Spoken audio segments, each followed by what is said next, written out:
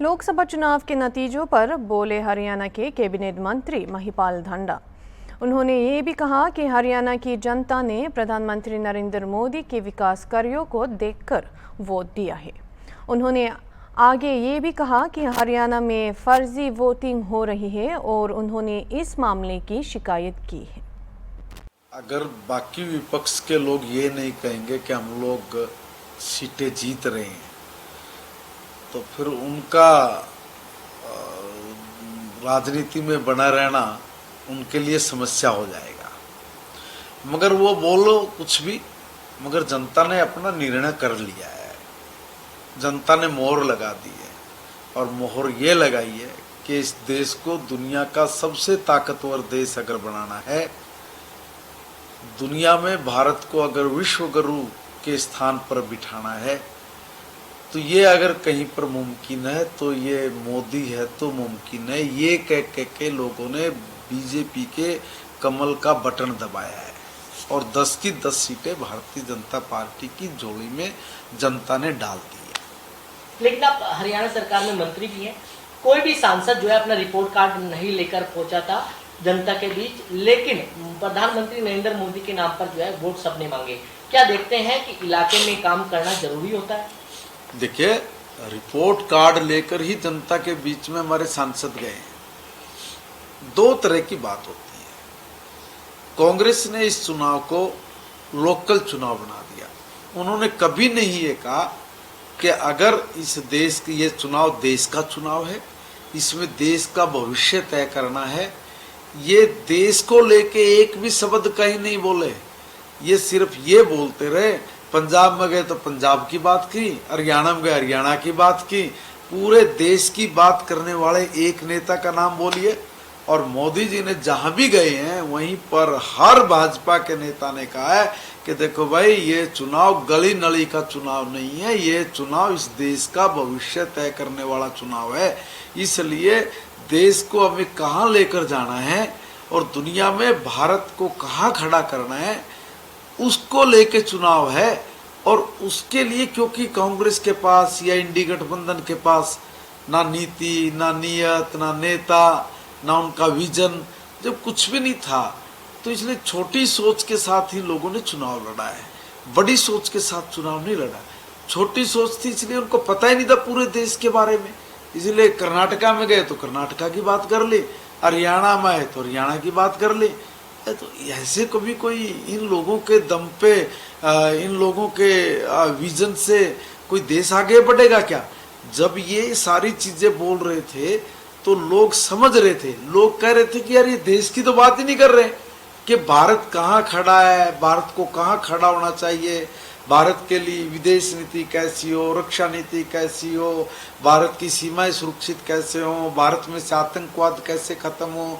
बिल्कुल उल्टा देश विरोधी बातें करके देश के लोगों को सीधा इंडिकेशन दिया कि अगर हम लोग आए तो हम भारत विरोधी काम करेंगे, धारा 370 वापिस लेके आएंगे। ये सब जगह बोला उन लोगों ने।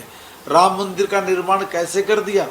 अरे भाई, इनके नेता कितना बड़ा कुकर्म कर रहे थे, इसको देश की जनता देख रही थी। लेकिन सर, किसानों की अगर बात करें तो किसान तो लगातार विरोध कर रहे थे। क्या किसानों को आप लोग, क्या उनकी जो मांग है वो पूरी नहीं कर पाए हैं? क्योंकि पिछले दिनों गोलियां भी जो है सिंधु बॉर्डर पर चली थी। देखिए, हमने हरियाणा के नहीं पूरे देश की तमाम बातों को माना है और वो किया जो कभी कांग्रेस या दूसरे दल सपने में भी नहीं सोच पाए।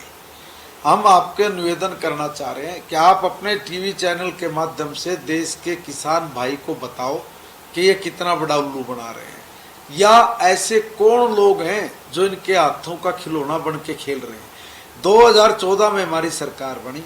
2013-14 में गेहूं का, धान का, जवार का, जौ का, गवार का, रड़ का, मूंग का, उड़द का, सोयाबीन का, सरसों का, कपास का, बाजरे का, इनका दाम क्या था और आज इनका दाम क्या है, आपको स्पष्ट नजर आ जाएगा। कांग्रेस के किसी नेता को इतनी फसलों का नाम भी नहीं पता है, भगवान कसम।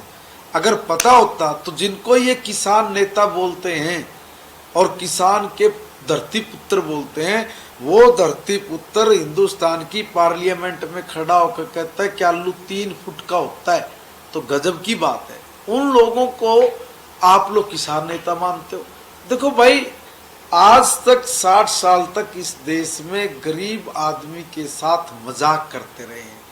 इस देश के लोगों के साथ मजाक मजाक में 60 साल तक लूट के खा गए। आज एक बात बताओ, 60 साल में कितना करप्शन हुआ है, लोगों ने अपनी आंखों से देखा है। और 10 साल में एक छोटा सा दाग धब्बा भी ये लोग नहीं दिखा सकते। हम किसान भाइयों को कहना चाह रहे कि देखो भाई, ये बड़े शातिर लोग हैं, इन्होंने गलत आपको पट्टी पढ़ाई है। आप लोग पढ़े लिखे हो, आज आप लोग अपना खुद का भला किसने किया इसको देखो, एक बार समझो। अच्छा, आपका आकलन क्या कहता है हरियाणा में, क्योंकि पहले बीजेपी के 10 के 10 सांसद थे, इस बार फिर 10 के 10 सांसद, 10 के 10 सांसद। अच्छा, एक सवाल हो, बोगस वोटिंग को लेकर आजकल चर्चा जो है काफी तेज हो रही है हरियाणा के अंदर, कैसे देख रहे हैं आप इस सब चीजों को? कांग्रेस कभी हार बर्दाश्त नहीं कर सकती, मगर जनता उनको हराती है। जनता के मुंह पे तमाचा मारने में कांग्रेस को मजा आता है। जब इनकी बड़ी नेता श्रीमती इंदिरा गांधी जी इलाहाबाद हाई कोर्ट के फैसले में जब वो हार गई थी, तब इन्होंने इस देश के लोकतंत्र का गला घोट दिया था।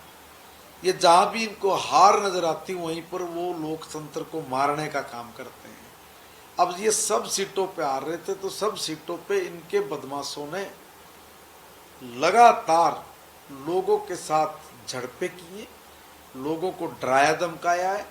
और एक जो लोकतंत्र की स्वच्छ परंपरा है, उस परंपरा पर विश्वास ना करते हुए इन्होंने लोकतंत्र की हत्या करने का प्रयास किया है।